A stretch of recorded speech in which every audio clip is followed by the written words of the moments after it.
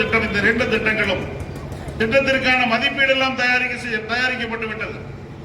Kovai metro திட்டத்திற்கு 8500 கோடி ரூபாய், மதுரை மெட்ரோ திட்டத்திற்கு 9000 கோடி ரூபாய் தேவை என்று திட்ட அறிக்கை எல்லாம் தயார் செய்த பிறகு இன்றைக்கு மத்திய அரசாங்கம் இந்த திட்டத்தை செயல்படுத்த முடியாது என்று கூறியிருக்கிறார்கள்.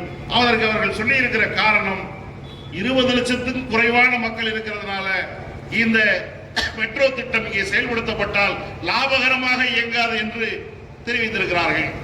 நாங்கள் என்ன கேட்கிறோம் என்று சொன்னால், தமிழ்நாடு என்று சொன்னால் 20 லட்சம் பேர் மக்கள் தொகை இருக்க வேண்டும் என்று சொல்லுகிறவர்கள், டெல்லிக்கு அருகாமல் இருக்கக்கூடிய நொய்டாவுக்கு மெட்ரோ போக்குவரத்து இருக்கிறது, வெறும் 6.5 லட்சம் மக்கள் தொகை காரணம் காட்டி 20 லட்சம் மக்கள் தொகை இல்லை, ஆகவே மதுரைக்கும் கோவைக்கும் மெட்ரோ திட்டம் செயல்படுத்த முடியாது என்று சொன்னால் தமிழ்நாடு என்பதற்காக இவர்கள் புறக்கணிக்கிறார்களா என்பதைத்தான் நாங்கள் கேட்க வேண்டியிருக்கிறது.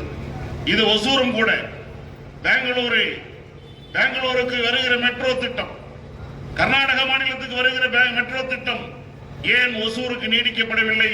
ஒசூர் என்ற நகரம் தமிழ்நாட்டில் இருக்கிற காரணத்தினால் இந்த அரசு அதற்கு அனுமதி மறுக்கிறதா என்று நாங்கள் கேட்க விரும்புகிறோம்.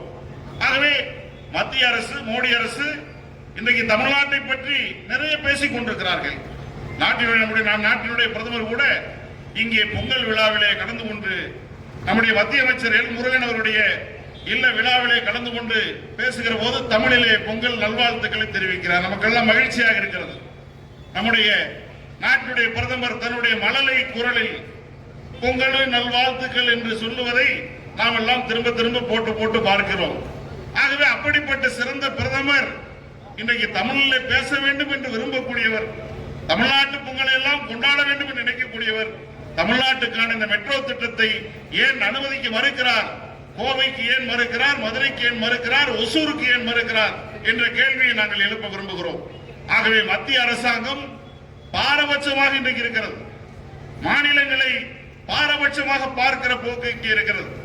ஒசூருக்கு விமான நிலைய அறிவிப்பு ஏற்கனவே செய்யப்பட்டிருக்கிறது. நம்முடைய தமிழ்நாட்டுடைய முதலமைச்சர் அவர்கள் 2000 ஏக்கர் பரப்பளவில் இங்கே ஒரு விமான நிலையத்தை உருவாக்க போகிறோம் என்று அறிவித்தார். தமிழ்நாட்டுடைய முதலமைச்சர் 2000 ஏக்கர் நிலத்தை கொடுப்பதற்கு மாநில அரசு தயார். ஆனால் மத்திய அரசாங்கம் இன்றைக்கு என்ன, 2 நாட்களுக்கு முன்னால் பத்திரிகையில செய்தி வந்திருக்கு, நீங்கள் எல்லாம் பார்த்திருக்க முடியும். ஒசூர் விமான நிலையம் வான் பாதுகாப்பு எல்லை HAL என்ற நிறுவனத்தினுடைய வான் பாதுகாப்பு எல்லைக்குள் வருவதால் ஒசூரிலே விமான நிலையம் அமைப்பதற்கு வாய்ப்பில்லை என்ற காரணத்தை சொல்லுகிறார்கள். இந்த HAL நிறுவனம் எங்க செயல்படுகிறது? பெங்களூரிலே செயல்படுகிறது. பெங்களூரிலே செயல்படுகிற HAL நிறுவனத்திற்கு பெங்களூர்ல இருக்கக்கூடிய கெம்பேகவுடா அந்த ஏர்போர்ட்னால எந்த பிரச்சனையும் இல்லையா? ஆனால் ஒசூர்ல ஏற்பாடு செய்தால் பாதுகாப்பு குறைபாடு ஏற்படும் என்று சொல்லுவது எதற்காக? ஒசூர் என்ற இந்த ஊர் தமிழ்நாட்டில் இருக்கிற ஒரே காரணத்திற்காக ஒசூரினுடைய இந்த விமான நிலையத்திற்கும் இன்றைக்கு அனுமதி மறுக்கிறார்கள். ஆகவே தமிழ்நாடு என்ன பாவம் செய்தது? இன்றைக்கு தமிழ்நாட்டு மக்களை பார்த்து அவர்கள் கேட்கிறார்கள். நான் கடந்த ஒரு 15 தினங்களுக்கு முன்னால் கோவை விமான நிலையத்தில் நம்முடைய நாட்டினுடைய வேளாண்மைத்துறை அமைச்சர் சிவராஜ் சிங் சௌகான் அவர்களை விமான நிலையத்தில் சந்தித்த போது ஈரோட்டில் நடைபெற்ற விவசாயிகள் மாநாட்டுக்கு நான் போயிட்டு வந்தேன். விவசாயிகள் மாநாட்டில் நான் தமிழில் பேசினேன் என்று என்கிட்ட சொன்னார். யாரு? இந்தியாவுடைய விவசாயத்துறை அமைச்சர். ரொம்ப சந்தோஷப்பட்டேன். எனக்கு பரவாயில்ல, நீங்க ஆங்கிலத்திலே நீங்க ரொம்ப தடுமாறி தான் பேசுவீங்க, ஆனால் நீங்கள் தமிழ்ல பேசுறது எங்களுக்கெல்லாம் சந்தோஷம், எங்களுக்கெல்லாம் பெருமை அப்படின்னு சொன்னேன். நான் தினசரி 1 மணி நேரம் தமிழ் கிளாஸ் போய்கிட்டு இருக்கேன்னு சொன்னார். எதுக்காக? தமிழ்ல எல்லாத்துக்கும் கிளாஸுக்கு போவீங்க, பொதுக்கூட்டம் பேசுறப்ப தமிழ் பேசுவீங்க, பொங்கல் வாழ்த்து சொல்றப்ப தமிழ்ல வாழ்த்து சொல்லுவீங்க. ஆனா தமிழ்நாட்டுக்கு ஒரு திட்டம் என்று சொன்னால் தமிழ்நாடு என்கிற காரணத்துக்காக நீங்கள் இவையெல்லாம் புறக்கணிப்பது என்று நீங்கள் முடிவெடுக்கிறீர்களே, இது நியாயமா என்று நாங்கள் தமிழ்நாட்டு மக்கள் சார்பாக கேட்க விரும்புகிறோம்.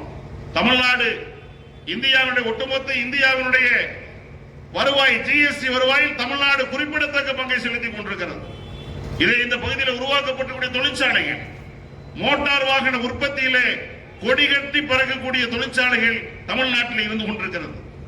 உர உற்பத்தியிலே தமிழ்நாட்டில் இருக்கக்கூடிய மெட்ராஸ் பெர்டிலைசர்ஸ் லிமிடெட் மிகப்பெரிய நிறுவனமாக தமிழ்நாட்டில் இருந்து லாபம் ஈட்டிக் கொண்டிருக்கிறது. மத்திய அரசாங்கத்திற்கு மிகப்பெரிய லாபத்தை கொடுத்துக் கொண்டிருக்கக்கூடிய ஒரு துறையாக இருக்கிறது.